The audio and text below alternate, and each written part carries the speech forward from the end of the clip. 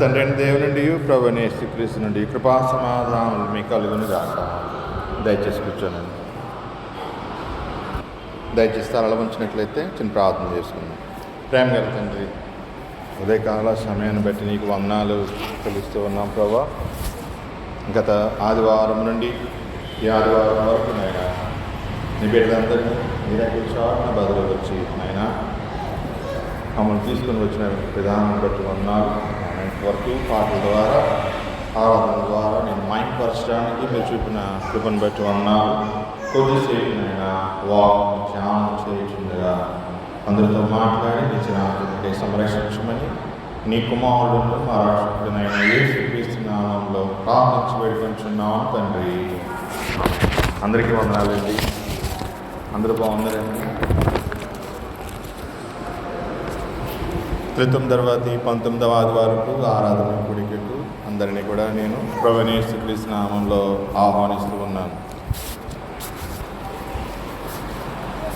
చదవబడిన 3 లేఖన భాగాలు మనం గమనిస్తే కీర్తనల గ్రంథం నుండి 32వ సంకీర్తన 1 నుంచి 7 వచనాల వరకు పాత నిబంధన పాఠ్యభాగంగా మనకి ఇవ్వబడింది. అలాగే పత్రిక పాఠ్యభాగం నుండి అపోస్తలుడైన యాకోబు రాసిన పత్రిక 5వ అధ్యాయం 11 నుంచి 20 వచనం వరకు ఇవ్వబడింది. అలాగే సువార్త పాఠ్యభాగం నుండి పరిశుద్ధుడైన యోహాను రాసిన సువార్త 9వ అధ్యాయం 24 నుంచి 41వ వచనం వరకు ఇవ్వబడింది.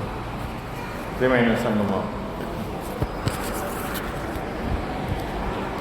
3 పాఠ్యభాగాలని మనం ధ్యానం చేసిన సందర్భంలో ప్రభు మనతో మాట్లాడుతున్న ఒక సత్యం ఏంటంటే, మానవుడు పాపి, స్వతహాగా జగత పాపి. అయితే మానవ పాపం అనేది క్షమించబడదు. ఎంత ఘోర పాపి అయినా సరే క్షమించబడతాడు. దావీదును మనం ఉదాహరణకు తీసుకుంటే, దావీదు చాలా నీట్గా బ్రతికాడు దేవుని కొరకు బాల్యం నుంచి కూడా. అయితే బత్షెబాతో చేసిన ఆ పాపం విషయంలో, ఊరియాను చంపించిన విషయంలో దావీదు చేయకూడని పాపాన్ని చేస్తూ ఉన్నాడు. వాస్తవానికి ఆ పాపానికి ఎటువంటి క్షమాపణ కూడా ఉండదు. కానీ ప్రభువు దావీదును క్షమిస్తూ ఉన్నాడు. మనము 50వ సంకీర్తన మనం చదువుతున్న సందర్భంలో దావీదు దేవుని ప్రవక్త ద్వారా గద్దించబడిన సందర్భంలో మనం చేసిన పాపము దేవునికి వ్యతిరేకమైనదని గుర్తిరిగి దాన్ని బట్టి అతను దేవుని సముఖంలో క్షమాపణ అడుగుతూ ఉన్నాడు. ఈ లోకంలో ఎంతలో క్షమాపణ అడిగితే క్షమాపణ పొందుకుంటాడు. నిర్ణయంగా ఎవరైనా క్షమాపణ అడిగాడు నేను చేస్తాను. ఒక వ్యక్తి నాకు ఫోన్ చేస్తున్నాడు, అయ్యారు ఫోన్ ఎత్తట్లేదు, నేను ఎత్తట్లేదు. నేనేం చేశానంటే, నేను మిమ్మల్ని క్షమించానండి అన్నాడు. క్షమించాలి మనం ఇతరులని. అర్థమైందండి? ఇతరులని మనము క్షమించాలి. ప్రభువు ఇక్కడ 51వ సంకీర్తనలో మనం చదువుతున్న సందర్భంలో దావీదు ప్రార్థిస్తున్నాడు. ఏమని? 2వ వచనంలో చూడండి, నా దోషం పోవునట్లు నన్ను బాగుగా కడుగుము. ఏమంటున్నాడు? నా దోషం పోవునట్లు నన్ను బాగుగా కడుగుము, నా పాపము పోవునట్లు నన్ను పవిత్రపరచు. ఎవరైనా అడిగితే క్షమించడం అనేది దేవుని యొక్క అస్వాభావిక లక్షణం. ప్రియమైన సంగమా, ఈ ఉదయకాల సమయంలో ప్రభు మనతో మాట్లాడుతున్న సత్యం అదే. ఈ సత్యాన్ని మానవుడు గ్రహించాలి. 32వ సంకీర్తనను మనం చదువుతూ ఉంటే దావీదు అక్కడ చెప్తున్న మాటలు సంతోషంతో మాట్లాడుతూ ఉన్నాడు. 57వ కీర్తన ఏమో దుఃఖంతో వేదంతో మాట్లాడుతున్నాడు, కన్నీటితో మాట్లాడుతున్నాడు. ఎంత ఘోర పాపం చేశాను ప్రభు నీ వ్యతిరేకంగా, పరిశుద్ధంగా మినిమం అంత భావంగా ఉండేవాడిని, నీతిగా ఉండేవాడిని ప్రభా. నా సహోదరుడిని నేను హతమార్చాను ప్రభా, చేయకూడని పాపం చేశాను అని ఒప్పుకుంటూ ఉన్నాడు. 32వ కీర్తనకు వచ్చినప్పటికీ మొదటి వచనంలో ఏమని చెప్తున్నాడంటే, తన అతిక్రమములకు ఏమంటున్నాడండి?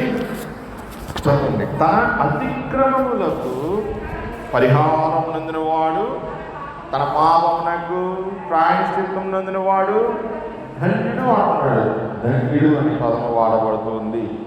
మనము కొండ మీద ప్రసంగం సమయంలో ప్రభు అక్కడ ధన్యతలు చెప్తూ ఉన్నాడు. నీతి నిమిత్తమై ఆకులు దప్పులు గలవారు ధన్యులు, హృదయశుద్ధి గలవారు దేవుని చూశారు. ధన్యతలు అని మనం చెప్తూ ఉంటాం ఆ కీర్తనని. ధన్యుడు, ఇక్కడ కూడా ధన్యత అనే మాట ప్రభు ఇక్కడ కీర్తనకారుడు ఇక్కడ ఉపయోగిస్తూ ఉన్నాడు. ధన్యత అనే పదానికి మనము గ్రీక్లో కానీ హీబ్రూలో కానీ మనం చూసుకుంటే అక్కడ సంతోషము అనే అర్థం కనపడుతుంది. సంతోషము, హ్యాపీనెస్. హ్యాపీనెస్ హ్యాపీనెస్ అంటే ఏంటో తెలుసా? దాన్ని మనము ధన్యత అని అనుభవిస్తూ మాట్లాడుతున్నాం. ఈ మనిషి ఎంత ధన్యుడేంటి, ఎంత భాగ్యాన్ని సంపాదించుకున్నాడు అని మనం అంటూ ఉంటాం కదా. ఈ మనిషి బాగా అభివృద్ధి చేయడానికి మనం చేసినంత కూడా నెరవేరింది, ఫలించాడు, విత్తనం వేసాడు, పాపం వచ్చాడు అని చెప్పుకుంటూ ఉంటాం కదా కొంతమంది గురించి. ఆ రీతిగా ధన్యత అనేది ఎక్కడి నుంచి వస్తుందంటే దేవుని సముఖము నుండి ఆ ధన్యత అనేది ఇవ్వబడుతూ ఉంటుంది. ప్రియమైన సంగమా, ఈ కీర్తన మొత్తం కూడా దావీదు ధన్యత గురించి మాట్లాడుతున్నాడు. సంతోషం, తన సంతోష భరితమైన జీవితాన్ని ఇక్కడ చెప్పుతూ ఏమంటున్నాడంటే దావీదును పోలి నడుచుకోమని చెప్తున్నాడు. దావీదును పోలి ప్రతి వ్యక్తి కూడా ధన్యుడు అవ్వాలి అంటున్నాడు. ధన్యుడు అని అంటే ఏంటో తెలుసా? ఆశీర్వదింపబడిన వాడు అని అర్థం. ఆశీర్వదింపబడినవాడు అని అర్థం. ప్రేమైన సంగమా, కీర్తనల గ్రంథంలో ఇక్కడ వాడబడిన మాట హెబ్రీ బైబిల్లో ఎషర్ అనే పదం వాడుతుంది. ఎషర్ అంటే హ్యాపీనెస్, బ్లెస్సెడ్నెస్ అని అర్థం. హ్యాపీనెస్ అని. ఆశీర్ అనే మాట కూడా మనం వింటాం కదా. ఆశీర్ యాకోబు కుమారుల్లో ఒకడు. ప్రియమైన సంగమా,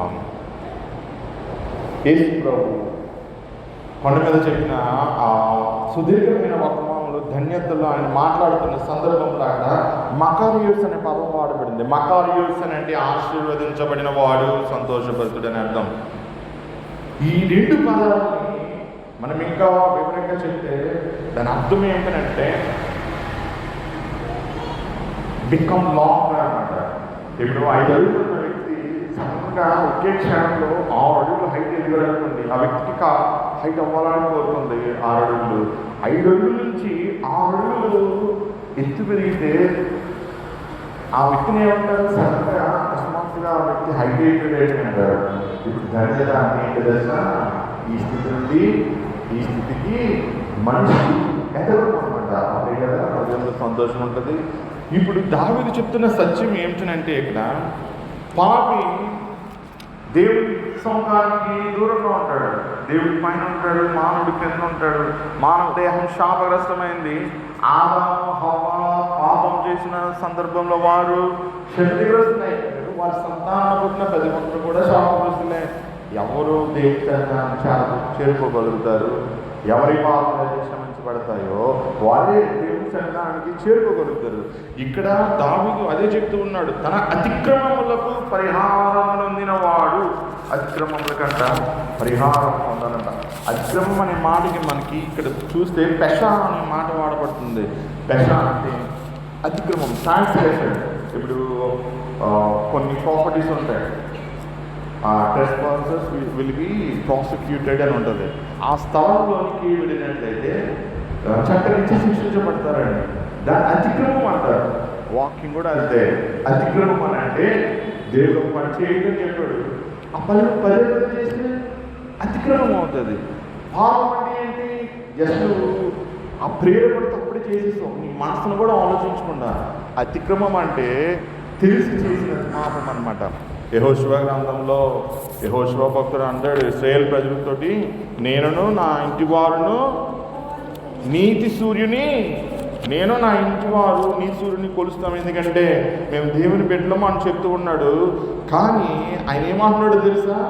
యెహోషువ గ్రంథము 24వ అధ్యాయం చూడండి, 19వ వచనంలో. యెహోషువ గ్రంథం 24వ అధ్యాయం 19వ వచనం అంటున్నాడు, అందుకు యెహోవా పరిశుద్ధ దేవుడు, రోషం గల దేవుడు అంట. ఆయన పరిశుద్ధమైన దేవుడు, రోషం గల దేవుడు. ఇప్పుడు ఆయన కోపం వచ్చిందనుకోండి, ఎవరిని కొడతాడు? తన బిడ్డలనే కొడతాడు. ఆయన తండ్రి కోపం వస్తే ఎవరిని కొడతాడు? సొంత బిడ్డలనే కదా. అందుకనే రోషం గల దేవుడు అంట ఆయన మీ అపరాధములను మీ పాపములను పరిహరింపనివాడు. అపరాధములు పాపములను పరిహరింపనివాడు. మీరు ఆయనను సేవింపలేరు. ఎందుకనంటే మనిషి స్వాభావికంగా పాపి. మీ పాప జీవితంలోనే మీరు ఉంటే మేలు. మీరు ప్రభు దగ్గరకు వచ్చి అదే పాప జీవితాన్ని మీరు కొనసాగిస్తే దేవుడు రోషం గల దేవుడు అని వారిని హెచ్చరిస్తూ వారిని సమార్గంలో నడిపించడానికి వారికి హితబోధన చేస్తూ ఉన్నాడు. ఎందుకంటే వారు ఐగుప్తులో ఉన్న సందర్భంలో ఐగుప్తు దేశాచారాలను చొప్పున ఐగుప్తు విగ్రహాలను కూడా ఆచరించినటువంటి సందర్భాలు ఆ కాలంలో ఉన్నాయి. కాబట్టి యెహోషువ కనాను దేశంలోనికి ప్రవేశించిన ఇశ్రాయేలు వార్త చెప్తున్నాడు, ఆయన పరిశుద్ధుడు, రోషం గల దేవుడు అంటూ ఉన్నాడు. అయితే ప్రియమైన సంగమా, ఎప్పుడు ఈ అతిక్రమం అనేది పరిహరించబడుతుంది? దావీదు కూడా పాత నిబంధన కాలానికి చెందినవాడే కదా. యెహోషువ అయితే దేవుడు పరిహరింపడు అని అంటున్నాడు. కానీ ఇక్కడ దావీదు ఏమని చెప్తున్నాడు? తన అతిక్రమాలకి పాపములకి పరిహారం నందినవాడు, ప్రాయశ్చిత్తం నందినవాడు ఏమంట ధన్యుడు అనే మాటను అక్కడ ఉపయోగిస్తూ ఉన్నాడు. ప్రియమైన సంగమా, మన జీవితంలో ఎన్నో సందర్భాల్లో మనం తప్పుదాలు చేస్తూ ఉంటాం. కానీ మనము తెలుసుకొనవలసిన ఒక సత్యము ఏమిటనంటే ఆయన మన అతిక్రమాలని పరిహరిస్తూ ఉంటాడు. ఇక్కడ పరిహారం అనే పదానికి మూల భాషలో మనం చూస్తే అక్కడ నాసా అనే పదం వాడబడుతుంది. నాసా అంటే అంతరిక్షంలో నాసా ఉపగ్రహాలు పంపుతుంది. అక్కడ ఉన్న స్పేస్ స్టేషన్లో మనుషులను పంపిస్తూ ఉంటుంది కదా. సునీత విలియమ్స్ కూడా ఇప్పుడు అక్కడే ఉంది. ప్రియమైన సంగమా, నాసా అంటే ఎత్తబడుట, కింద నుంచి పైకి ఎత్తబడుట. ప్రభు ఆయన ఎత్తబడ్డాడు శిలువ మీద. ఎక్కడికి ఎత్తబడ్డాడు? ఆకాశం, భూమికి ఆకాశానికి మధ్య ఆయన శిలువ మీద ఎత్తబడ్డాడు. అప్పుడే కదా మన అతిక్రమాలకి పరిహారం అనేది దొరికింది. మన రక్తం చిందించడం వల్లే కదా. ఇప్పుడు దావీదు ఏం చెప్తున్నాడంటే మన యొక్క అతిక్రమాలు పరిహరించబడాలంటే, అంటే తెలిసి చేసిన పాపానికి క్షమాపణ ఉండదండి. ఇది మీరు గుర్తుపెట్టుకోవాలి. పాపానికి క్షమాపణ ఉంటుంది, తెలియచేసిన దానికి. నువ్వు తెలిసి చేస్తే దానికి క్షమాపణ ఉండదు, ఇప్పుడు కూడా ఉండదు. దానికి పనిష్మెంట్ అనేది ఖచ్చితంగా ఉంటుంది. అయితే పనిష్మెంట్ ఇచ్చినా దేవుడు క్షమిస్తాడంట. ప్రియమైన సంగమా, దావీదు అదే చెప్తున్నాడు. నరహత్య చేశాడు, వ్యభిచరించాడు, అయినా పరిహరించాడు నా దేవుడు అంటున్నాడు. దాని అర్థం ఏంటో తెలుసా? ఫర్గివెన్ అని అర్థం. క్షమించబడ్డాయి పాపములు. పరిహరించబడడం అంటే క్షమించబడటం. ఇప్పుడు నేనెవరైనా అడిగితే క్షమించు, నువ్వేం చేయాలి? క్షమించాలి. నువ్వు దేవుడిని అంటే దేవుడు ఏం చేస్తాడు? క్షమిస్తాడు. ప్రియమైన సంగమా, క్షమించే దేవుడు ఆయన, జాలిగా దేవుడు. దేవుని బిడ్డలం కాబట్టి మనము ఒకరినొకరు మనము క్షమించుకోవాలి. సంస్కారపు మన ప్రభురాత్రి భోజన సంస్కారపు ఆరాధనలో కూడా పాస్టర్ గారు చెప్తున్న మాటల్లో మీరు వింటే అనేక మాటలు నేను పాపిని అతిక్రమించాను అనే ఒప్పుదల ఆరాధన పాస్టర్ గారు సంఘంతో నడిపిస్తూ ఉంటారు. ప్రియమైన సంగమా, ఇక్కడ మనం గమనిస్తూ ఉన్న సందర్భంలో రెండో మాట ఉపయోగించబడుతుంది. తన పాపం నాకు ప్రాయశ్చిత్తం నందిన వాడు ధన్యుడు. పాపము అంటే హఠాహతం. హఠాహతం దాని అర్థం ఏంటంటే విలుకాడు విల్లు వేస్తూ ఉంటాడు.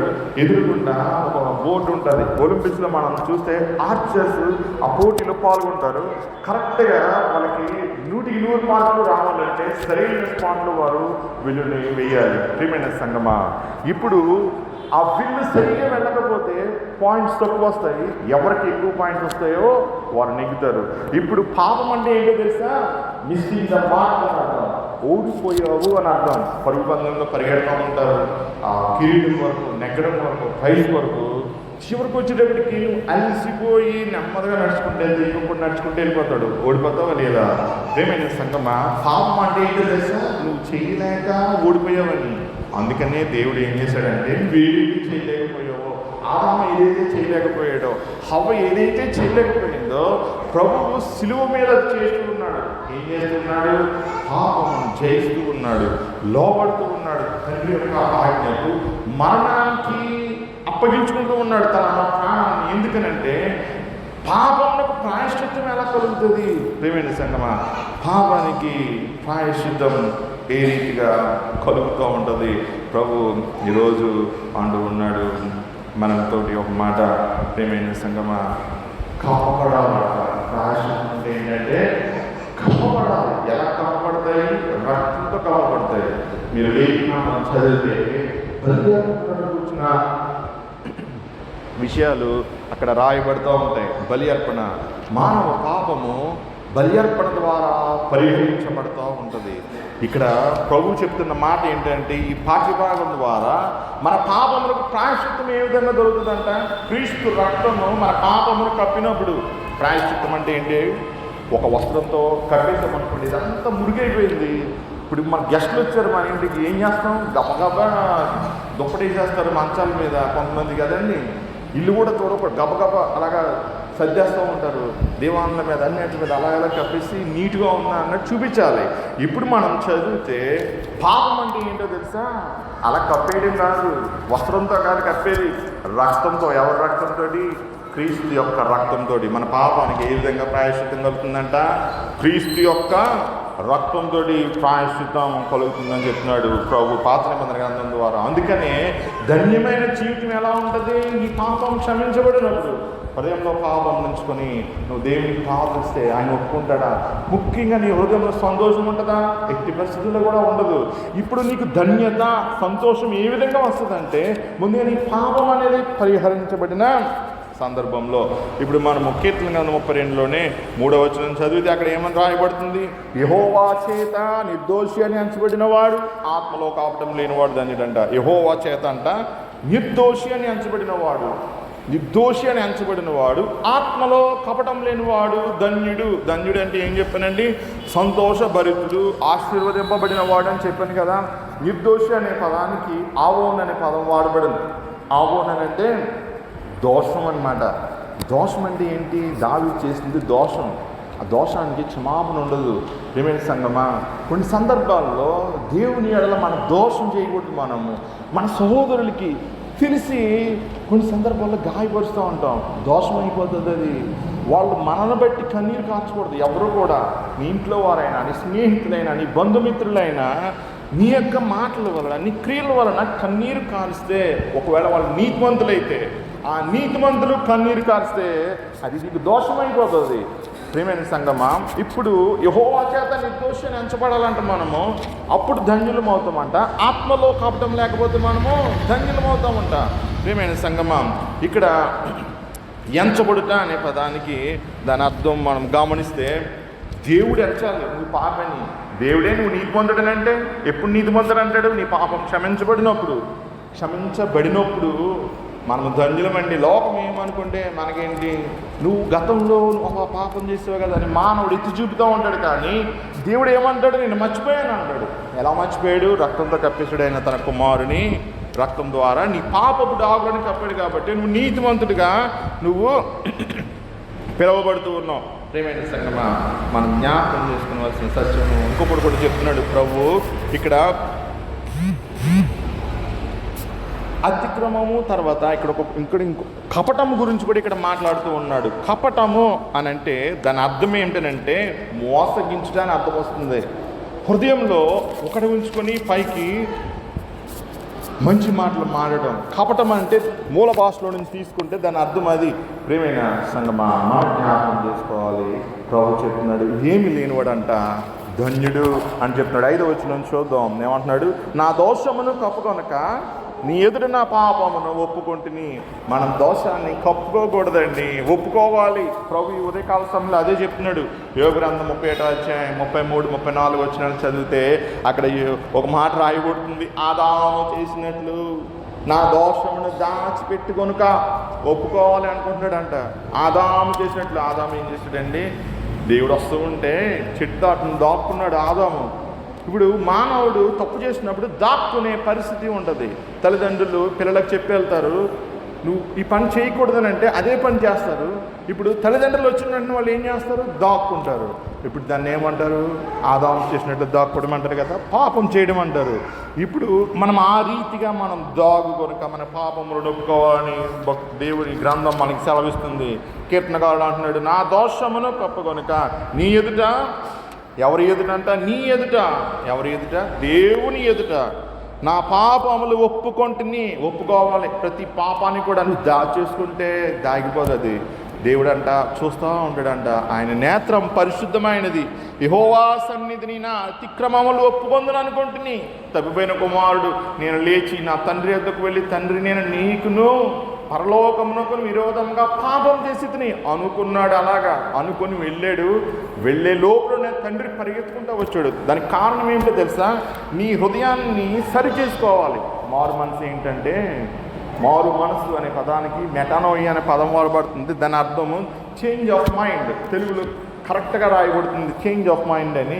ఇంగ్లీష్లో రిపెంటెన్స్ అనే పదం వాడబడుతుంది. అయ్యో నేను పాపం చేశాను, నేను సరి చేసుకోవాలి అని చేసేదే మారు మనసు. ఈ ప్రక్రియలో మనం ఉండాలని ప్రభు చెప్తూ ఉన్నాడు. మన పాపములను మనం ఒప్పుకోవాలి అంటున్నాడు. అప్పుడు ఆయన ఏం చేస్తాడంట? నీవు నా పాపదోషమును పరిహరించి ఉన్నావు అని అంటున్నాడు. అప్పుడు ఆయన మన పాపములను పరిహరిస్తూ ఉంటాడు. కొన్ని సందర్భాల్లో దేవునికి ఏ రీతిగా స్తుతి చెల్లించాలో విశ్వాసికి తెలియదు. దావీదు అంత ఘోరమైన పాపం చేశాడు. నువ్వు వందనాలు అని చెప్పకుండా దేవుడు ఏ రీతిగా తనకు ధన్యకరమైన జీవితాన్ని ఇచ్చాడని అక్కడ చెప్తూ ఉన్నాడు.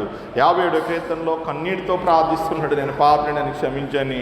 ఇప్పుడు సంతోషంతో మాట్లాడుతున్నాడు. నా వలే క్షమించబడిన వారు ధన్యులు, సంతోషపరుతులు అని అక్కడ 32వ కీర్తనలో మాట్లాడుతున్నాడు. పత్రిక పాఠ్యభాగానికి వస్తే యాకోబు భక్తుడు 5వ అధ్యాయంలో అక్కడ కొన్ని విషయాలను సంఘంతో మాట్లాడుతూ ఉన్నాడు.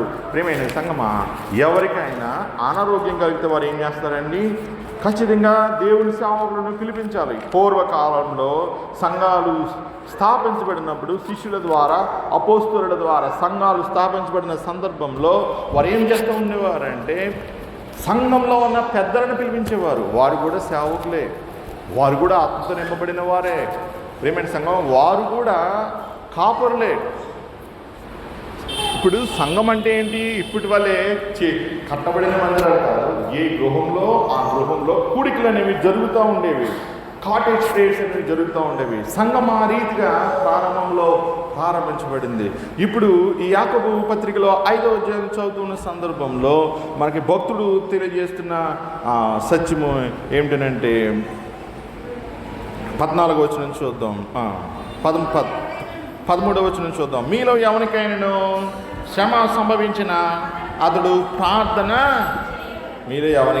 శ్రమ సంభవించిన అతడు ప్రార్థన చేయవలను. ఎవరికైనా సంతోషం కలిగిన అతడు కీర్తనలు పాడవలను. శ్రమ వచ్చింది, కన్నీరు వచ్చింది, దుఃఖం వచ్చింది, నువ్వేం చేయాలి? ప్రార్థించాలి. ఇప్పుడు అంతా వెళ్ళిపోయింది, దేవుడు బాగు చేశాడు. ఇప్పుడు నువ్వు కీర్తనలు పాడాలంట. దావీదు 32వ కీర్తన పాడుతూ ఉన్నాడు. నా పాపమును పరిహరించాడు, నేను ధన్యుణ్ణి అంటున్నాడు. ఆ స్థితి ఇచ్చింది ఎవరు? నువ్వే ప్రభువా అని అంటూ ఉన్నాడు ఆ కీర్తనలో. ఇప్పుడు శ్రమ సంభవించినప్పుడు ప్రార్థన చేశాడు 57వ కీర్తనలో. దీని పాపని అని ఒప్పుకున్నాడు. 51 అయిపోయిన తర్వాత 32లో ఏమంటూ ఉన్నాడు?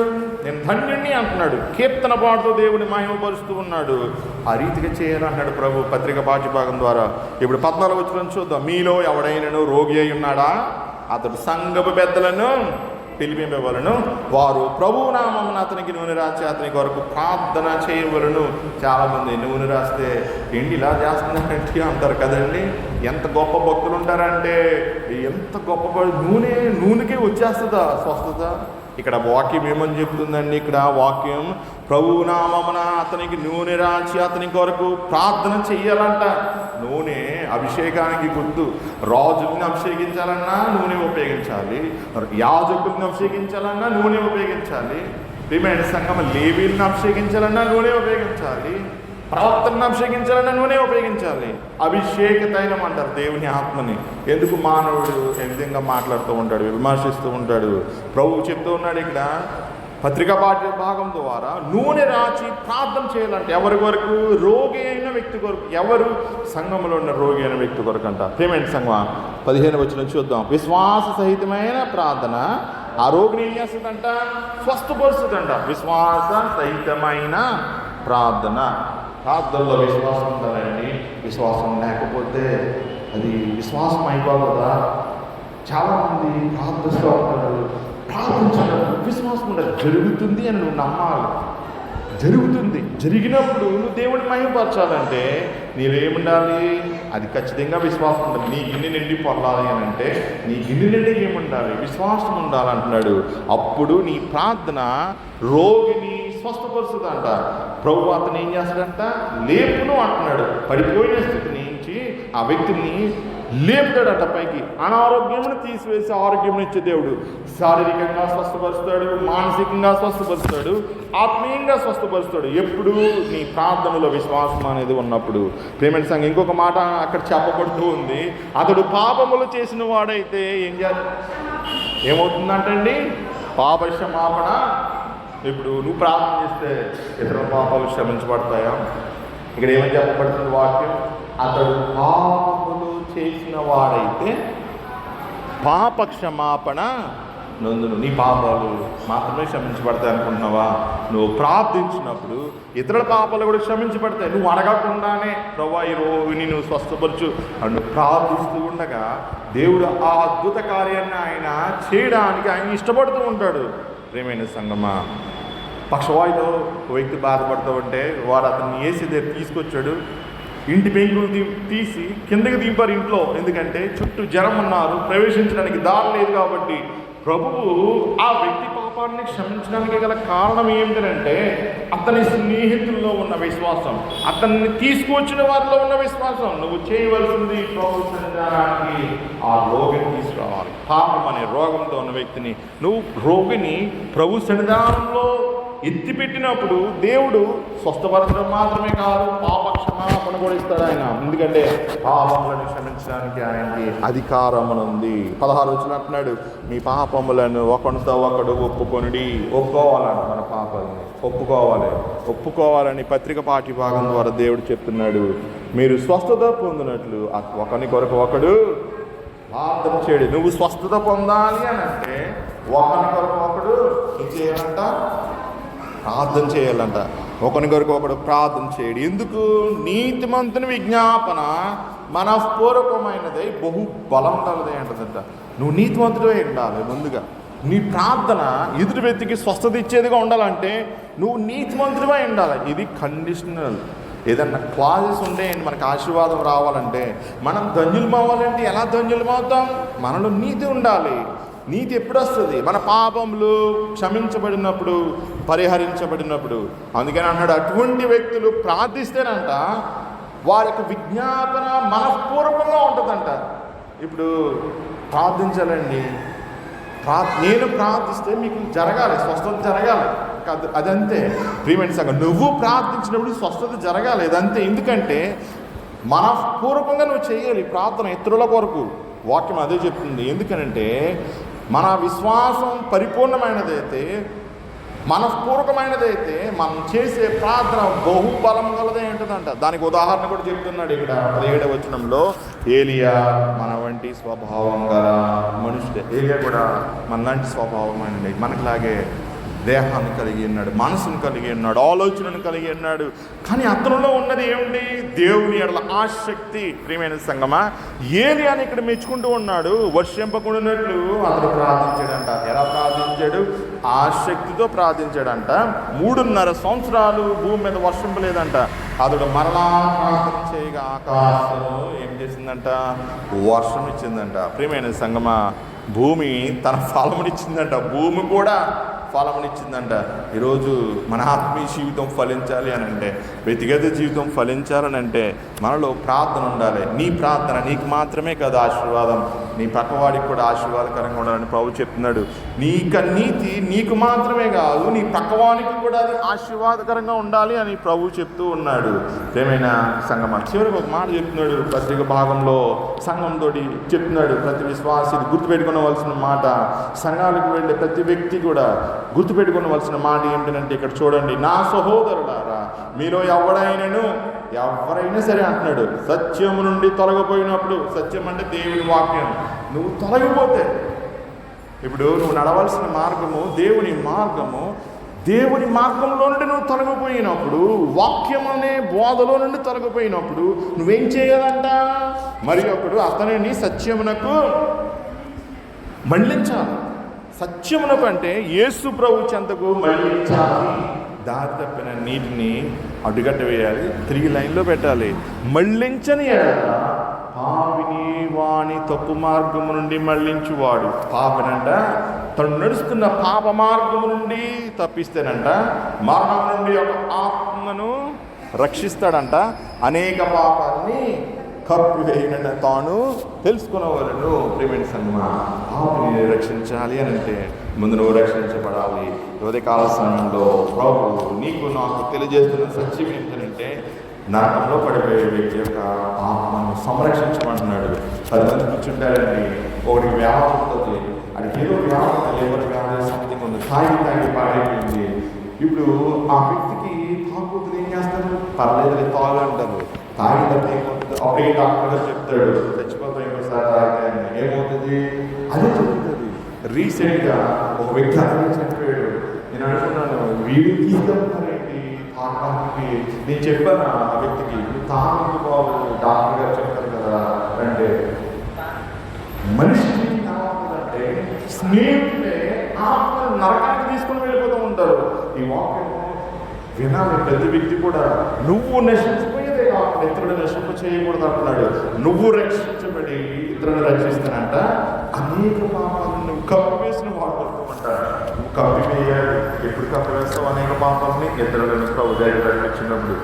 చివరిగా యోహాను సువార్త సందర్భంలో 9వ అధ్యాయంలో 2-4 వచనం చదువుతుంటే ప్రభు యొక్క అద్భుత కార్యాన్ని ఆయన చేస్తూ ఉన్నాడు. ఇప్పుడు మానవుడు దేవుడి యొక్క విశ్వాసం ఉంచినప్పుడే కదా గొప్ప కార్యాలు అనేవి జరుగుతూ ఉంటాయి. 24వ వచనం చూద్దాం. కాబట్టి వారు గుడ్డివాడై ఉన్న మనిషిని 2వ మారు పిలిపించి, పరిసయ్యులు యేసు ప్రభు స్వస్థపరిచిన ఒక గుడ్డివాడిని అక్కడ పరిశీలిస్తూ ఉన్నారు. నిజంగా ఈ వ్యక్తి స్వస్థత పొందాడా? నిజంగా ఈ వ్యక్తి పుట్టుగుడ్డివాడా? ఏ విధంగా చూపు పొందాడు? పరిసయ్యులు ఒక సందేహం అన్నమాట. యేసు ప్రభు ఏ కార్యాలైనా కూడా ఆయన చేయగలుగుతూ ఉంటాడు. దేవుని మహిమను అక్కడ ప్రత్యక్షపరుస్తూ ఉంటాడు మనుష్య కుమారుడు. ఇక్కడ చూడండి ఎందరో పరిసయ్యులు యేసు ప్రభుని విమర్శిస్తూ ఉన్నారు. ఎందుకంటే విశ్రాంతి దినాన్ని ఒక వ్యక్తికి ఆయన చూపునిచ్చాడు. ఆ చూపునిచ్చినందుకు ఇక్కడ జడ్జిమెంట్ అనేది జరుగుతూ ఉంది. ఏమంటూ ఉన్నారు ఆ వ్యక్తితో? మీరు దేవుని మహిమపరచము, ఈ మనుషుడు పాపం మెరుగుదము. యేసు ప్రభు పాప కాబట్టి విశ్రాంతి దినాన్ని పని చేశాడట. ఈ పని ఒక మనిషికి చూపునిచ్చాడు. మరి కార్యమే కదా, ఏంటి? చూపునివ్వడం. ఇక్కడ మనం చదువుతూ ఉన్న సందర్భంలో యేసు ప్రభు పాపి అని మీ పెరుగుదం అంటూ ఉన్నారు. చూడండి 25వ వచనంలో, గుడ్డివాడుగా ఉండి చూపు పొందిన వ్యక్తి అంటున్నాడు, ఆయన పాపియో కాడో నేను ఎరుగను, ఒకటి మాత్రం నేను ఎరుగుదును, నేను గుడ్డివాడనయ్యండి ఎప్పుడు చూచుచున్నాను. ఏమన్నాడు? ఒక వ్యక్తిని రక్షిస్తానంట అనేక పాపాలని కప్పివేసిన వాడవుతావు అని అంటుంటే ఇక్కడ చెప్తున్నాడు, ఆయన పాపాలను నాకు తెలియదు, నాకైతే చూపించాడు, ఇప్పుడు నేను చూస్తున్నాను అని చెప్తూ సాక్ష్యాన్ని ఇస్తూ ఉన్నాడు. ప్రేమ సంగమా, మన భావంలో మనము క్రిందికి చదువుకుంటూ వస్తే 32వ వచనం చూడండి. పుట్టు గుడ్డివాని కన్నులు ఎవరైనా తెరిచినట్టు లోకము పుట్టినప్పటి నుండి వినబడలేదంట. పుట్టి గుడ్డివాని కన్నులు తెరిచినట్టు కూడా కన్నులు తెరిచాడు. దేవుడి అందరి వచ్చిన వాడు కానియడరా ఏమి చేయలేదని వాడు చెప్పిన ఆ స్వస్థత పొందిన వ్యక్తి, చూపు పొందిన వ్యక్తి, రక్షించబడిన వ్యక్తి అక్కడ ఏం చెప్తున్నాడు? సాక్ష్యాన్ని ఇస్తూ ఉన్నాడు. 34వ వచనం చూడండి. అందుకు వారు, నీవు కేవలము పాపమై పుట్టిన వారు, నీవు మాకు బోధింపవచ్చువా అని వాడితో చెప్పి వాణి వెలివేసిరి. ఎంత విచారమైన పరిస్థితి.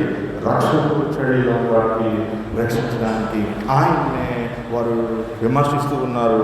ఆయన ద్వారా రక్షించబడిన వ్యక్తిని వారు వెలివేస్తూ ఉన్నారు. నువ్వు కేవలం పాపమై పుట్టిన వాడు, నువ్వు పాపివి అని తీర్పు తీరుస్తూ ఉన్నారు. కేవలం ఏమంటున్నాడు? అధికమాయుడు వాడు పాపములకు ప్రాయశ్చిత్తము పొందిన వాడు ధన్యుడు అని చెప్తూ ఉన్నాడు కదా. కానీ మానవుడు తీర్పు తీరుస్తూ ఉంటాడు. ప్రియమైన సంగమా, మనం జ్ఞాపకం చేసుకోవాల్సిన సత్యం యేసు ప్రభు ఒక అద్భుతమైన మాట చెప్తున్నాడండి ఆ వ్యక్తితోటి. తర్వాత వచనంలో పరిసయ్యులు వారిని వెలివేసిరని యేసుని వారిని కనుగొని నీవు దేవుడి కుమారుని అని విశ్వాసం ఉంచుచున్నావా అని అడిగాడు. ప్రభు ఈ రోజు నేను అదే మాట్లాడుతున్నాడు. నీ సమస్యలో నువ్వు విమర్శించబడుతున్నావేమో, ప్రభు నీతో మాట్లాడుతున్నాడు, నీవు దేవుని కుమారుని యందు విశ్వాసం ఉంచుచున్నావా అని అడిగాడంట. అందుకే ప్రశ్న జవాబు చూడండి. ప్రభువా, నేను ఆయన యందు విశ్వాసం ఉంచుటకు ఆయన ఎవడు అని అడుగుతున్నాడు. ఆయన దేవుని కుమారుడు, త్రిత్వంలో రెండవ వారు, దేవుడు అన్న వ్యక్తికి తెలియదు. యేసు కూడా తను బయలుపరచుకోలేదు. కేవలం స్వస్థత కార్యాన్ని జరిగించాడు. అక్కడ ఆ వ్యక్తి గ్రహించాలి ఆయన యేసు దేవుని కుమారుడు అని. ఇంకా గ్రహించలేదు. ఆత్మీయ గుడితనాన్ని ఇప్పుడు దేవుడు సరిచేస్తూ చూపునిస్తూ ఉన్నాడు ఆ వ్యక్తికి. ఏమన్నాడు చూడండి 37వ వచనంలో, యేసు నీవు ఆయనను చూచుచున్నావు, నీతో మాట్లాడుతున్నవాడు ఆయనే. ఇప్పుడు ఆత్మీయ చూపునిస్తున్నాడు. స్వస్థత 2 రకాలుగా ఉంటుంది, శారీరకంగా ఉంటుంది, ఆత్మీయంగా ఉంటుంది. ఈ కార్యాలను దేవుడు మన జీవితంలో చేయాలని ఆయన ఆశీర్వదించబడుతూ ఉన్నాడు. అందుకు ఆ వ్యక్తి అంట, ప్రభువా నేను విశ్వసించుచున్నానని చెప్పి ఆయనకు మ్రొక్కెను. కృతజ్ఞత కలిగి జీవిస్తూ ఉన్నాడు. దేవునికి మ్రొక్కుతూ ఉన్నాడు, దేవుని కుమారునికి. తర్వాత వచ్చిన చూడండి. అందుకు యేసు చూడని వారు ఏం చేయాలంట? చూడవలను, చూచువారు కావాలను, ఆయన తీర్పు నిమిత్తము నేను ఈ లోకానికి వచ్చిందని చెప్పాను అంటున్నాడు. తర్వాత వచ్చిన ఆయన ఎదురున్న పరిసరులో కొందరు ఈ మాట విని మేమును గుడ్డివారమా అని అడిగిరి. అందుకు యేసు మీరు గుడ్డివారైతే మీకేమవుతుందంట? పాపం లేకపోతే. నిజమే కదా, గుడ్డివారికి చూపు ఉంటుందా? ఈ లోకం ఆయన్ని చూడగలుగుతారా? హవ చూసింది కదా ఈ లోకం ఆయన్ని, అందుకే పాపంలో పడిపోయింది. గుడ్డివారికి ఆ స్థితి ఉండదంట. అందుకే అంటున్నాడు ఇక్కడ ప్రభు వారితో అంటున్నాడు, మీరు గుడ్డివారైతే మీకు పాపం లేకపోవును కానీ చూచుచున్నామని మీరు ఇప్పుడు చెప్పుకుంటున్నారు కనుక మీ పాపము నిలిచి ఉన్నది అంటున్నాడు. ప్రియమైన సంగమా, ప్రభు మనతో ఇదే మాటను ఎవరి కాల సమయంలో ఆయన మాట్లాడుతూ ఉన్నాడు. చదవబడిన 3 పాఠ్య భాగాలు మనం విన్నప్పుడు మనం పాపులము అని తెలియజేయబడుతుంది, మన పాపం పరిహరించబడుతుందని తెలియజేయబడుతుంది, మనం ధన్యులమని ప్రకటించబడుతుందని కూడా తెలియజేయబడుతుంది. ప్రేమించగా ఈ కార్యాలు మనలో జరిగినప్పుడు మనం ధన్యులం అవుతాం అని అంటున్నాడు. మనం ఇతరులను పాపం నుండి రక్షిస్తే వారి పాపములన్నీ కూడా మనము కప్పివేసిన వారు అవుతామంట. కప్పివేసిన వారు అవుతాం. అనేక మంది వరకు ఒక వ్యక్తి చనిపోగలుగుతాడా? యేసు ప్రభు చనిపోలేదా? సహోదరుడు కూడా ఆ రీతిగా చేయాలని ప్రభుత్వ కావాల్సిన చెప్తున్నాడు.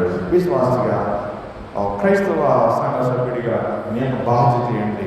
3 పాఠ్య భాగాల ద్వారా ఏ రీతిగా సమాజానికి, సంఘానికి నువ్వు సాక్ష్యం ఇవ్వగలుగుతూ ఉన్నావు. ఇందాక నేను చెప్పాను కదా, ఒక వ్యక్తిని చనిపోతున్న వ్యక్తికి ఇంకా మందించి 1 రోజు కాదు, 2 రోజులు కాదు, 9 రోజులు వరుసగా మందించి చెవిగా వ్యక్తి చనిపోవడానికి కారణమయ్యారే. వాళ్ళందరూ కూడా ఆలయానికి వచ్చి కూర్చుంటారు. అందరూ వస్తారు ఆలయానికి. వాళ్ళందరూ కూడా ఎంత బాగా పనిచేస్తాను నేను వాళ్ళని చూసి నాకు కనబడుతూ ఉంటారు. అయ్యో ఒకరిని చంపేసే మీరు ప్రేమించారు. నేనే ఎలాగంటే దేవుడికి ఇంకేంటి ఉంటుంది? దోషం అంటే ఏంటి తెలుసా? అదే దోషం అంటే ఎన్నోసార్లు మాటల ద్వారా, తరాల ద్వారా, టీవీ ద్వారా మనం పాపం చేస్తాం కదా. ఆ పాపం పరిహరించబడాలి. దావీదు పరిహరించబడ్డాడు, ప్రాయశ్చిత్తం పొందుకున్నాడు, నీతిమంతుడిగా ఎంచబడ్డాడు. వచ్చేట్టుగా ఒక ప్రశ్న నేను అడుగుతాను. దావీదు అన్నాడు, నేను సంతోషపడుతున్నా పాపం పరిహరించబడింది, నా దోషం క్షమించబడింది అన్నాడు. ఈరోజు నువ్వు ఆ మాట అడగలుగుతూ ఉన్నావా? చూపు పొందిన వ్యక్తి యేసు ఎవరో చూస్తూ ఇప్పుడు మ్రొక్కుతూ ఉన్నాడు. యేసు నీకు స్వస్థతిస్తాడు. ఆయన స్వస్థతించిన ఆయన మర్చిపోతూ ఉంటావు చాలా సందర్భాల్లో. ఇప్పుడు ఆయన నువ్వు ఆత్మీయంగా చూడాలి. ఆత్మీయ స్వస్థత కూడా ఇప్పుడు నువ్వు అడగాలి. చివరికి యాకోబు ఏమంటున్నాడు? యాకోబు నువ్వు ప్రార్థన చేశానంట ఇతరులకు స్వస్థత దొరుకుతుందంట. నువ్వు ప్రార్థన చేస్తే ఇతరులు క్షమించబడతారట. పాపాలన్నీ తప్పిసిన పడుతామంట. నీ పాపం మాత్రమే కాదు, నీ సహోదరుడు పాపాలు పడి నువ్వు క్షమింపజేసిన వాడు పడతావు. ఆ రీతిగా ఉండడానికి నువ్వు ఆశిష్టపడుతున్నావా? ఆసక్తి పడుతున్నావా? దేవుడు ఆడటంలో ఉంది, కళలో రోగే స్థానం ఉంది. ఇజ్రాయేల్ చూస్తారా, యుద్ధం జరుగుతూ ఉంది. ఎప్పుడు ప్రభు అకస్మాత్తుగా వస్తాడో తెలియదు. అందరూ ఎత్తపడిపోతాం. నేను ఎత్తపడిపోతాను. నేను ఖచ్చితంగా ఎత్తపడి గుంపులో ఉంటాను. నువ్వు ఎత్తపడి గుంపులో ఉంటావా? ఎత్తపడిన తర్వాత సంఘాలు మనస్తూ ఉంటాయి. ఎందుకు తెలుసా? వాళ్ళు ఎంత పనులు కావాలి ఇంకా కొనసాగుతాయి. వారికి దేవుడు అనుమతిస్తాడో తెలియదు. 10 మంది కన్యకుల్లో 5 మాత్రమే అంటారు. 5లో నూనె కొంచెమే ఉంది. 5 మంది కన్యకులు వరల నిండా దేవుని ఆత్మనే నూనె నింపుకున్నారు. ఈరోజు దేవుని ఆత్మని నూనెను నీ హృదయంలో నింపుకున్నావా? ఎత్తపడే గుంపులో ఉండడానికి ఎత్తపడుతున్నావా? రోజు నేను హెచ్చరిస్తూ ఉన్నాడు. నీ పాపం పరిహరించబడి నువ్వు సంతోషభరితురాలుగా నీతివంతురాలుగా ఉండి నిత్యరాజ్యంలో కోరుకుంటూ ఉన్నాడు. ఆ రీతిగా చేయడానికి పరిశుద్ధాత్మ దేవుడు నీకు సహాయం చేయునుగాక. యేసుక్రీస్తు వలన మీ హృదయములకు తలంపులకు కావులేయును గాక. ఆమేన్.